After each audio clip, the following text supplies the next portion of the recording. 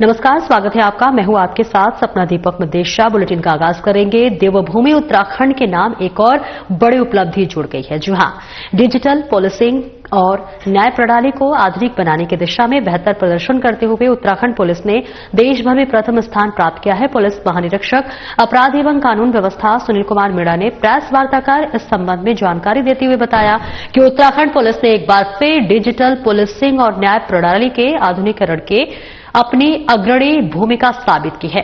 राष्ट्रीय अपराध record bureau की ओर से जारी प्रगति डैशबोर्ड की हालिया मासिक रैंकिंग में उत्तराखंड ने सभी राज्यों को पछाड़ते हुए शीर्ष स्थान हासिल किया है। दरअसल उत्तराखंड पुलिस पिछले कुछ समय से लगातार तकनीक पर जोर दे रही है, चाहे वो देवभूमि ऐप हो या अपराधियों का डिजिटल डेटाबेस। हर स्तर पर पुलिसिंग को हाईटेक बनाया जा रहा है। देश में नंबर 1 की यह रैंकिंग राज्य में सुरक्षित और आधुनिक कानून व्यवस्था की एक नई तस्वीर पेश कर रही है।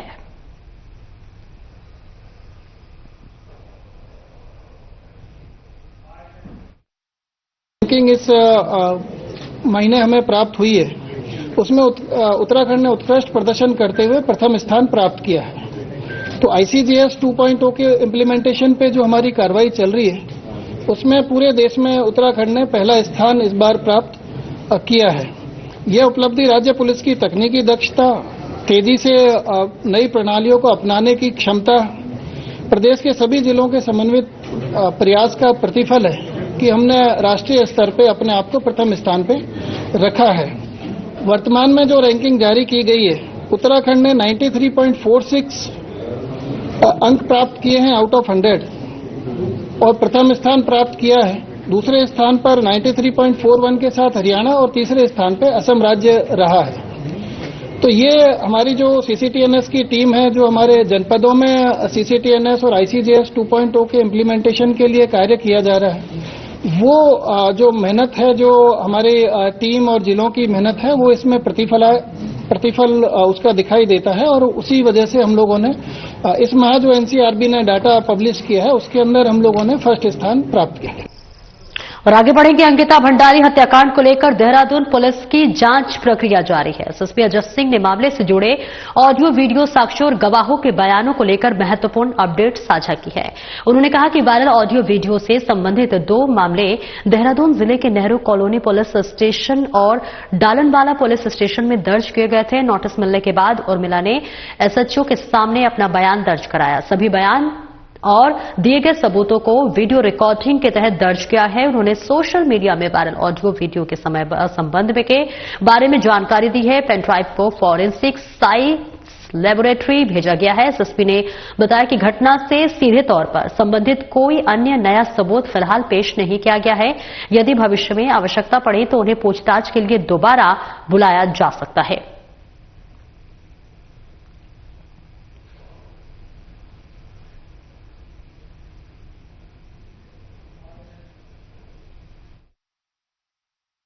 देहरादून जनपद में 2 प्रकरण इस ऑडियो वीडियो को लेकर दर्ज थे और इसमें थाना नेहरू कॉलोनी और थाना डालनवाला में, और चूंकि को लगातार नोटिस दिए गए थे, नोटिस उपरांत श्रीमती उर्मिला जी यहाँ पर अपने बयान कल भी चौकों को दर्ज कराया। सभी समस्त बयान और जो भी साक्ष्य दिए गए हैं उसकी वीडियो रिकॉर्डिंग के तहत सारे बयान दर्ज किए गए हैं और उनसे काफी सारे सवाल किए गए, साक्ष्यों के लिए भी बताया गया।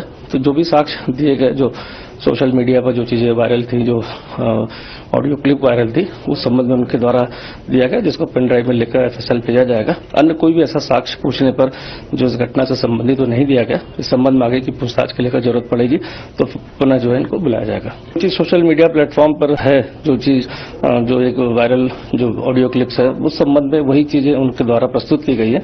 अन्य कोई साक्ष्य किसी घटनाक्रम से प्रत्यक्ष रूप से नहीं दिए गए और वो भी जो क्लिप्स हैं वो भी उसमें देखा गया कि वो अलग अलग समय में बनी थी और जोड़ के एक लंबी क्लिप को वायरल किया गया था। इस संबंध में पूछताछ की गई, चूंकि इन्वेस्टिगेशन चल रही है और आगे भविष्य में क्योंकि जो भी मुकदमा थाना डालनवाला पर श्री गौतम जी द्वारा लिखवाया गया उसमें एक आपराधिक षड्यंत्र की बात भी कही गई है, तो उस एंगल से भी पुलिस इसमें जांच कर रही है। कोई भी साक्ष्य ऐसा प्रस्तुत नहीं किया गया, सिर्फ एक वार्तालाप दी गई है। उस वार्तालाप में जो दूसरा पक्ष है उसको भी बुला के इसमें बयान दर्ज किए जाएंगे किन परिस्थितियों में ऐसे शब्दों का प्रयोग किया गया। और आगे बढ़ेंगे। अंकिता भंडारी हत्याकांड की जांच सीबीआई से कराने की मांग को लेकर राज्य में प्रदर्शन रुकते हुए दिखाई नहीं दे रहा है। इसी कड़ी में स्वराज सेवा दल के अध्यक्ष रमेश जोशी के नेतृत्व में 12 से ज्यादा कार्यकर्ताओं ने रेलवे रोड स्थित अंबेडकर चौक से त्रिवेणी घाट तक कैंडल मार्च निकाला। मौके पर सरकार के खिलाफ नारेबाजी करते हुए प्रदर्शन किया। आरोप लगाया कि सरकार वीआईपी का नाम उजागर करने से बच रही है, इसलिए सरकार सीबीआई जांच के लिए तैयार नहीं है। यह हाल तब है जब कथित रूप से वीआईपी का नाम चर्चा में आ चुका है। उन्होंने निष्पक्ष जांच के लिए सरकार से जल्द सीबीआई जांच कराने की मांग की है। चेतावनी दी कि जनभावनाओं के अनुरूप सीबीआई जांच सरकार ने नहीं कराई है तो प्रदेश में माहौल बिगड़ेगा, जिसके लिए सरकार जिम्मेदार होगी। रमेश जोशी ने बताया कि अंकिता को न्याय दिलाने के लिए हत्याकांड की जांच सीबीआई से कराई जानी बेहद जरूरी है, इसलिए सरकार को जनभावनाओं के अनुरूप मांग पर ध्यान देना चाहिए।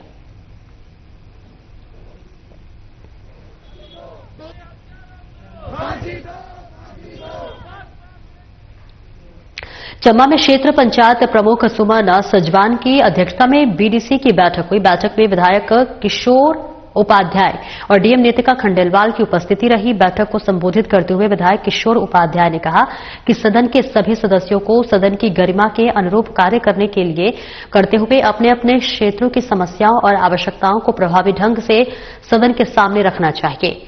उन्होंने अधिकारियों को तैयारियों के साथ बीडीसी बैठकों में प्रतिभाग लेने और सदस्यों की ओर से उठाई गई समस्याओं का समय पर समाधान सुनिश्चित करने के निर्देश दिए। बैठक के दौरान डीएम नेतिका ने जल संरक्षण पर विशेष जोर दिया और कहा कि जल स्रोतों पर जल संवर्धन के कार्य अनिवार्य रूप से कराया जाए, जिससे कि भविष्य में जल स्रोत सूखने की स्थिति उत्पन्न न हो। उन्होंने सभी खंड विकास अधिकारियों को मनरेगा के माध्यम से आधिकारिक कार्य कराए जाने के निर्देश दिए। साथ ही उन्होंने चीड़ की पत्तियों का संग्रह कर वन विभाग को जमा कराने की अपील की, जिसके अंतर्गत वन विभाग की ओर से 10 प्रति किलोग्राम की दर से खरीद की जाएगी।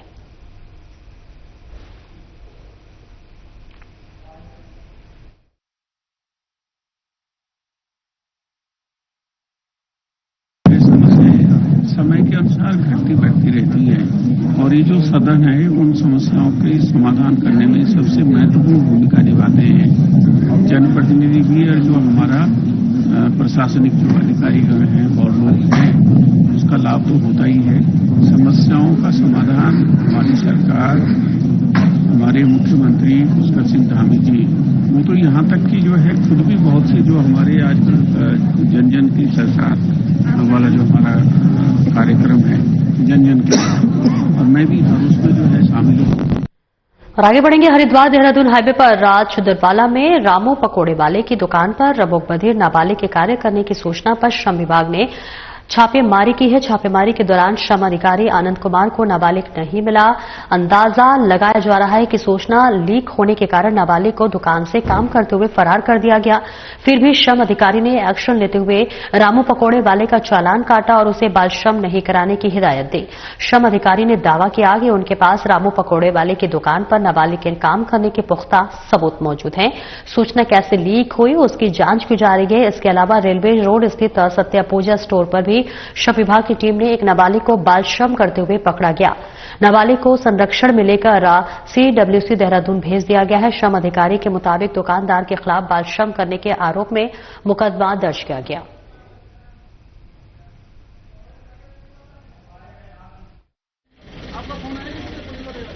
मिली थी जिला स्तरीय सतर्कता समिति है देहरादून, शिकायत मिली थी कि एक बच्चा जो है मूक बधिर है, न वो सुन पाता है न बोल पाता है और उम्र भी उसकी कम बताई जा रही थी, एज 12-13 साल बताई जा रही थी। उसके अलावा एक बच्चा और था, उसकी भी उम्र कम बताई गई। तो सूचना के आधार पे यहाँ पर छापेमारी की कार्रवाई की गई, लेकिन बच्चा यहाँ मिला, बरामद नहीं हुआ है, क्योंकि लगता है कि वो पहले ही हटा दिया गया।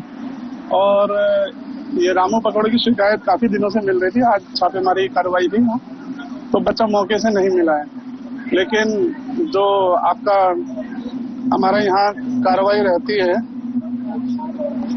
धारा 12 के अंतर्गत, उसका भी उल्लंघन है, उसका एक इन्हें चालान दिया जाएगा धारा 12 का, बाल श्रम अधिनियम के धारा 12 के तहत। और एक बच्चा जो रेलवे रोड पे पकड़ा गया है वो सत्या पूजा स्टोर है, बताया जा रहा बच्चे का, उसकी उम्र भी 13 साल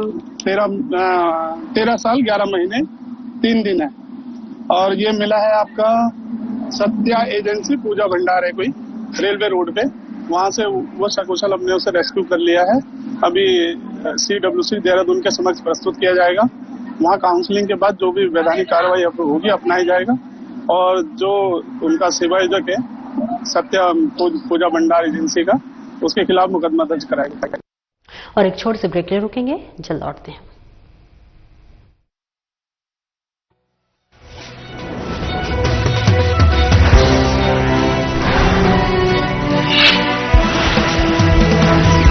मंत्री नरेंद्र मोदी के मार्गदर्शन और मुख्यमंत्री पुष्कर सिंह धामी के कुशल नेतृत्व में रोजगार की दिशा में तय हुए हैं नए आयाम और बन रही है सशक्त और आत्मनिर्भर उत्तराखंड की पहचान। राज्य सरकार ने युवाओं, महिलाओं और भूतपूर्व सैनिकों को रोजगार से जोड़ने, कौशल विकास करने, सरकारी और निजी संस्थानों में नौकरी के अवसर उपलब्ध कराने की दिशा में कदम बढ़ाए हैं।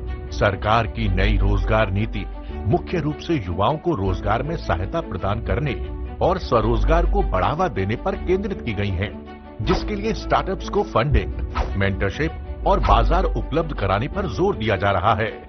महिलाओं को स्वरोजगार से जोड़ने के लिए मौन पालन, एप्पल मिशन और बागवानी के लिए हर ब्लॉक में 200 व्यक्तियों को प्रशिक्षण देने का निर्णय लिया गया है। साथ ही राज्य के स्थानीय उत्पादों, फल, सब्जी और दूध की खरीद के लिए अन्य एजेंसियों के साथ सहमति बन रही है। भूतपूर्व सैनिकों को रोजगार और स्वरोजगार उपलब्ध कराने के लिए उनकी योग्यता पर आधारित सेवाओं से जोड़ने की दिशा में कार्य किया जा रहा है। ये मुख्यमंत्री श्री पुष्कर सिंह धामी के कुशल नेतृत्व का ही परिणाम है कि उत्तराखंड स्टार्टअप रैंकिंग में देश के टॉप राज्यों में शामिल है और लीडर कैटेगरी में गिना जा रहा है। उद्योग और आंतरिक व्यापार संवर्धन विभाग यानी DPIIT के अनुसार ईज ऑफ डूइंग बिजनेस में उत्तराखंड का प्रदर्शन हिमालय राज्यों में सबसे बेहतर रहा है। हेल्थ केयर, IT सर्विस, कृषि, खाद्य प्रसंस्करण और शिक्षा में प्रदेश के युवाओं ने सबसे ज्यादा स्टार्टअप शुरू किए हैं और अर्थव्यवस्था में अपना योगदान दिया है। उत्तराखंड में बन रही हैं संभावनाएं अपार। कुशल नेतृत्व से खुले हैं रोजगार के द्वार।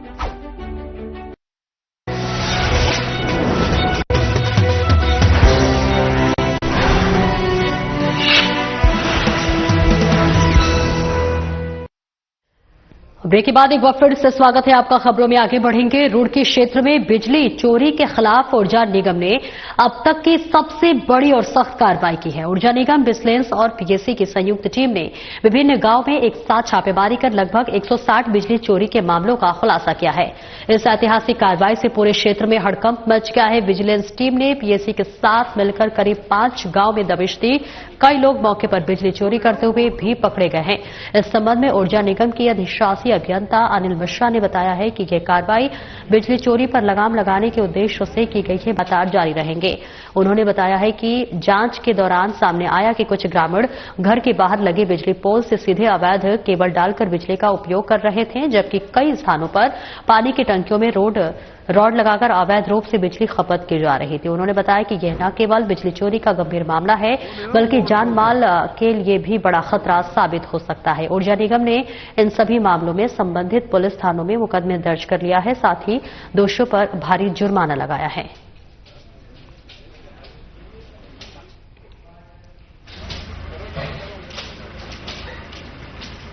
आज हमारे मुख्यालय स्तर से विजिलेंस की टीम आई थी, जिसमें अच्छासी बनता हमारे विजिलेंस से अरुण कुमार साहब के नेतृत्व में हमारे हेडक्वार्टर से पूरी टीम आई, जिसमें इंस्पेक्टर विजिलेंस भी रहे। और सबसे बड़ी बात है कि जिला स्तर से पुलिस प्रशासन हमें बहुत सहायता प्राप्त हुई। 2 PSC की टीम, महिला बल और पुलिस बल भी मिले। विद्युत चोरी की शिकायतें चल रही थी और जब भी हम कोशिश करते थे तो हमारे पहुंचने के पहले कहीं न कहीं ऐसा होता था कि वो तार निकाल लिया करने में प्रयास हो जाया करते थे और हम पकड़ नहीं पाते थे। आज हमने सुबह लगभग 5:30 बजे इस कार्रवाई को शुरू किया और हमने इस कार्रवाई घोड़ेवाला गांव से स्टार्ट करी। फिर घोड़ेवाला, मरगोपुर, डेरी भौरा होते हुए हमने बेरड़ा तक अपनी चेकिंग करी और इस दौरान हमने पाया कि लगभग कई लोगों के घरों में अनधिकृत रूप से केबल पड़ी हुई थी, मीटर के पहले कट पाया गया था, डायरेक्ट केबल चोरी की जा रही थी और लोगों ने पानी की टंकियों में बड़े बड़े हीटर डाल करके कि उसी को गर्म करना, हीटर खाना बनाने बड़े बड़े हीटर लगाना कर रखा था। तो ये बहुत हो रहा था, अनकाउंटेड एनर्जी जा रही थी। तो उसको हमने अभी चेकिंग की है, चेकिंग करने उसकी FIR चेकिंग रिपोर्ट भर दी गई है, उसकी FIR करने की कार्रवाई की जा रही है और उसको हम तहरीर देंगे और उसमें जो भी हमारी विधि संगत कार्रवाई होगी उसको हम करेंगे। लगभग हमने 160, अभी पूरी संख्या चूंकि 7 अलग टीमें थी उन पे हम अभी फिल्टर्ड भी कर रहे हैं, लगभग 160 होंगे, 160 के आसपास है। 160 के आसपास हमने आज चेकिंग पकड़ी है और जैसा मुझे लगता है कि इस इलाके की अच्छी खासी सर बताएंगे, क्योंकि सर हरिद्वार देहरादून हाईवे स्थित छिंदरवाला में 3 चोरों ने घर का ताला तोड़कर लाखों रुपए की ज्वेलरी साफ कर दिए।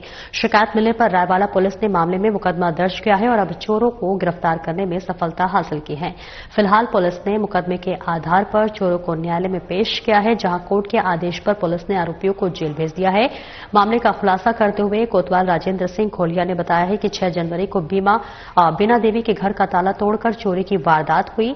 शिकायत मिलने पर पुलिस ने मामले में मुकदमा दर्ज किया है। मुखबिर की सूचना पर पुलिस ने चोरों को भी गिरफ्तार करने में सफलता हासिल की है, जिनकी पहचान विनोद, राजेंद्र और सत्यम के रूप में हुई है। तीनों आरोपी नशा करने के आदी हैं। नशीला सामान खरीदने के लिए आरोपियों ने चोरी की वारदात को अंजाम दिया। आरोपियों के कब्जे से करीब 2.5 लाख रुपए की चोरी हुई ज्वेलरी बरामद की गई है। तीनों आरोपी छिंदरवाला के ही रहने वाले हैं।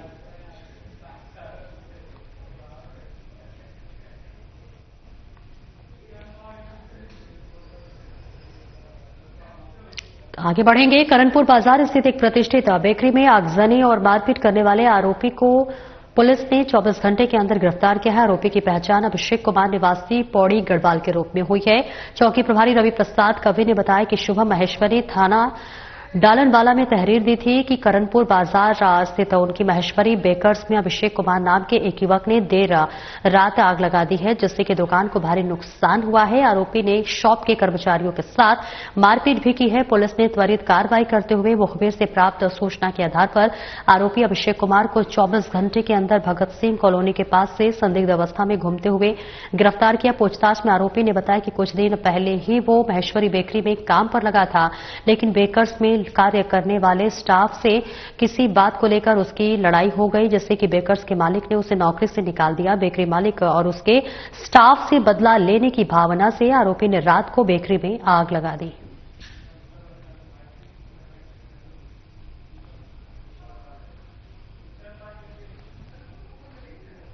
बच्चों के स्वास्थ्य और सुरक्षित खानपान को लेकर खाद्य सुरक्षा विभाग ने हरिद्वार के स्कूलों में एक विशेष जागरूकता अभियान चलाया है। इस अभियान के तहत जहां एक ओर छात्रों को मिलावट पहचानने के तरीके सिखाए गए हैं, वहीं दूसरी ओर मोबाइल फूड टेस्टिंग लैब के जरिए मौके पर ही 78 खाद्य नमूनों की जांच की गई है। खाद्य सुरक्षा विभाग की टीम आधुनिक सुविधाओं से लैस मोबाइल एक फूड लैब के 7 स्कूलों में पहुंचे। इस दौरान स्कूलों के कैंटीन और आसपास के क्षेत्र से लिए गए 78 नमूनों की तत्काल जांच की है। अभियान का मुख्य उद्देश्य यह है कि सुनिश्चित करना था कि बच्चों को परोसा जाने वाला भोजन मानकों के अनुरूप है या नहीं। जागरूकता कार्यक्रम के दौरान खाद्य सुरक्षा अधिकारियों ने छात्रों को बताया कि कैसे वे घर पर ही छोटी छोटी ट्रिक्स के जरिए दूध, मसालों और अन्य खाद्य पदार्थों में मिलावट की पहचान कर सकते हैं। खाद्य विभाग अधिकारियों ने स्पष्ट किया है कि बच्चों के स्वास्थ्य के साथ खिलवाड़ करने वाले किसी भी वेंडर या कैंटीन संचालक को बख्शा नहीं जाएगा। मोबाइल लैब के माध्यम से यह अभियान जिले के अन्य स्कूलों और सार्वजनिक स्थानों पर भी जारी रहेगा।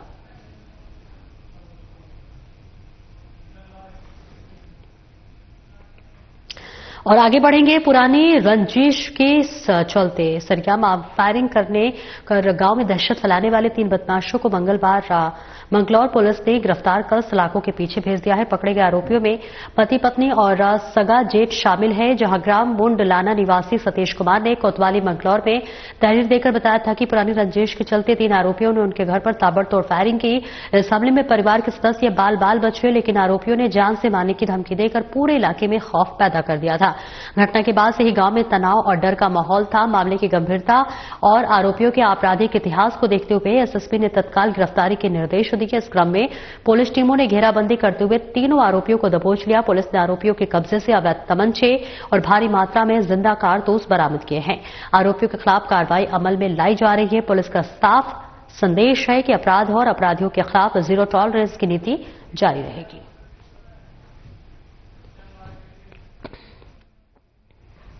ड्रग्स फ्री देवभूमि के सपने को नैनीताल पुलिस साकार कर रही है। एसएसपी के निर्देश पर काठगोदाम पुलिस ने नशे के खिलाफ बड़ी कार्रवाई की है, जहां काठगोदाम क्षेत्र में चेकिंग के दौरान पुलिस ने 275 ग्राम स्मैक के साथ तस्कर को गिरफ्तार किया है। अंतर्राष्ट्रीय बाजार में स्मैक की कीमत 83 लाख रुपए आंकी गई है। तस्कर की पहचान मनजीत सिंह के रूप में हुई है, जो स्मैक लाकर हल्द्वानी में अधिक मुनाफे पर बेचने की फिराक में था।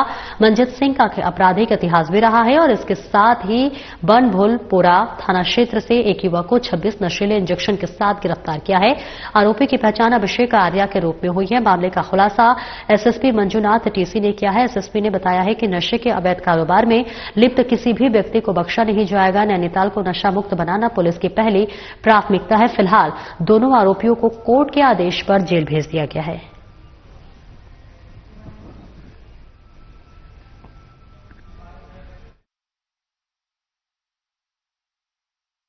नमस्कार साथियों, माननीय मुख्यमंत्री महोदय का विजन है कि उत्तराखंड राज्य को नशा मुक्त बनाने में प्रभावी कार्य करने हेतु इसी दिशा में माननीय डीजीपी महोदय और माननीय आईजी महोदय का भी निर्देश रहता है कि नशे के विरुद्ध प्रभावी कार्रवाई करने हेतु आज जनपद नैनीताल पुलिस को नशे के विरुद्ध जंग में 2 अच्छी सफलताएं मिली हैं। काठगोदाम की थाना पुलिस द्वारा 275 ग्राम स्मैक बरामद हुई है, जिसका मार्केट वैल्यू लगभग 83 लाख। इसमें अभियुक्त को गिरफ्तार करके जेल भेजा गया है। और इसी तरह जो है एक अन्य मामला में थाना बनभुलपुरा पुलिस को अच्छी सफलता मिली है, जिसमें 26 नशीला इंजेक्शन को भी बरामद किया गया है। इस प्रकार 2 अच्छी उपलब्धियां मिले हैं नशे के विरुद्ध जंग में। टीम को बहुत बहुत बधाई और शुभकामनाएं। मेरी तरफ से 275 ग्राम स्मैक बरामद करने वाली टीम को 2500 रुपए का कैश रिवॉर्ड है और हमारा संकल्प है कि नशा मुक्त उत्तराखंड बनाने की दिशा में हम प्रभावी कार्रवाई करते हैं।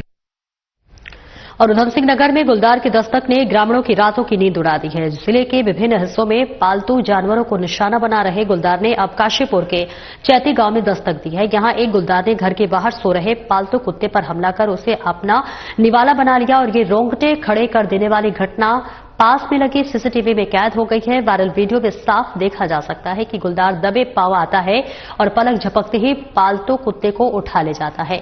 सुबह जब कुत्ते के अवशेष मिले और सीसीटीवी खंगाला गया तो ग्रामीणों के होश उड़ गए। वीडियो सामने आने के बाद से गांव और आसपास के इलाकों में भारी दहशत का माहौल है। ग्रामीणों ने गुलदार के खौफ से ज्यादा गुस्सा प्रशासन और वन विभाग के खिलाफ है। स्थानीय लोगों का आरोप है कि गुलदार आए दिन पालतू जानवरों को शिकार बना रहे हैं, लेकिन विभाग कुंभकर्ण नींद सोया हुआ है।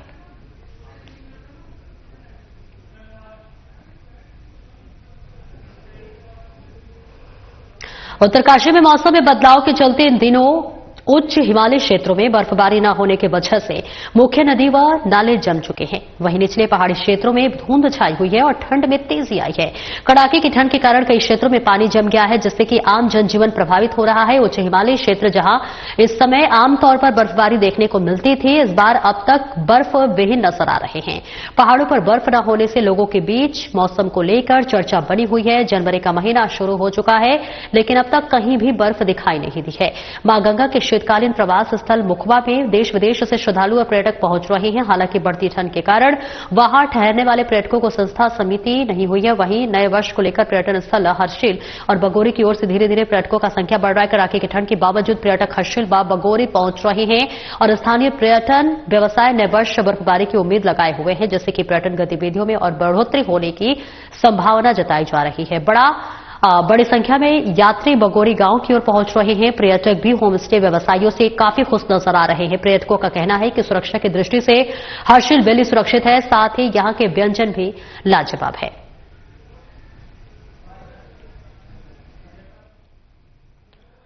यहाँ के लोग और यहाँ के जो खाने पीने की जो चीज है बहुत ही अच्छा लगा और वेरी वेरी फ्रेंडली और वेरी सेफ है। हम रिकमेंड करें कि और जो देख रहा है जो टूरिस्ट है और हर्षिल वैली आइए और खासकर ये होम स्टे में आइए। ये बहुत ही ज्यादा अच्छा लगा भैया, और जो आंटी जो हमें जो स्वागत किया बहुत ही अच्छा लगा, दिल से अच्छा लगा। ऐसे कुछ भी नहीं था कि जिसमें हमको लगा कि हाँ यहाँ में नहीं आना चाहिए था। I would say out of 10 this is 10। तो बहुत ही अच्छा लगा। थैंक यू सभी को। फिलहाल इस बुलेटिन में इतना ही। नमस्कार।